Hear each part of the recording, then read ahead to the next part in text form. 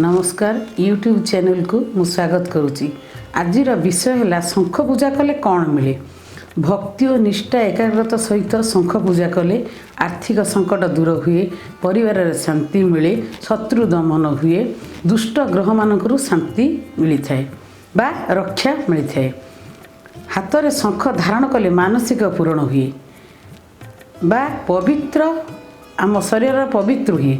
दक्षिणार्थ शंखरू धोई से ही पानी को आम जब पान करवा आम शरीर में असाध्य रोग भी भल होता है। तेणुक शंखर बहुत महत्व रही। आम ये शंख विषय आज आलोचना करवा। यही मंत्र को बा आम शंख थी पानी भरी करी जदि आम ठाकुर मंत्र को आपण जेकोसी मंत्र जपु था बा आपणकर से मंत्र मन थी आपण से शंखरे पानी रखी 108 थर आपण से मंत्र जदि जप करती बा से पानी की पीकी जदि जप करती आपणकर बहुत मंगल हुए बा आपण परिवार कौन सी अनिष्ट हुए।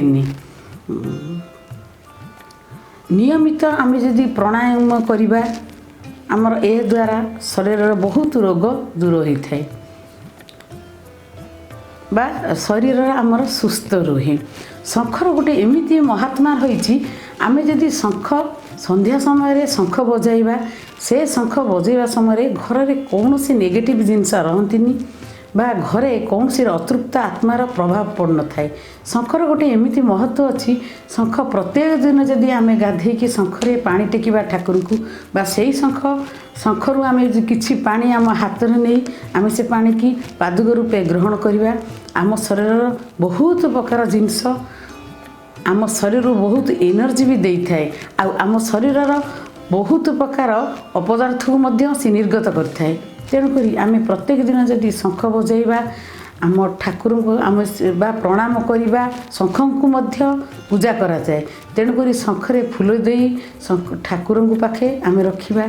शंख गोटे एमती जिनस गोटे शंख रखुनी प्रत्येक घरे आम देखा पाऊ गोटे लेखाएं शंख रखती किंतु आम जदि दुईटी लेखाएं शंख रखा बा से फूल शंख उपर आम फूल दे पूजा करवा सकाळे बा संध्या बेले दुई ओली भी शंख को पूजा करा जाए। शंख को पूजा करने द्वारा आमर बहुत दरिद्रता नाश होता है बा लक्ष्मी खुशी होती बा लक्ष्मी से घरे रही था। तेणुक आम दीटा शंख रखा द्वारा आम घर बहुत उन्नति होता है बा लक्ष्मी बहुत संतुष्ट होती।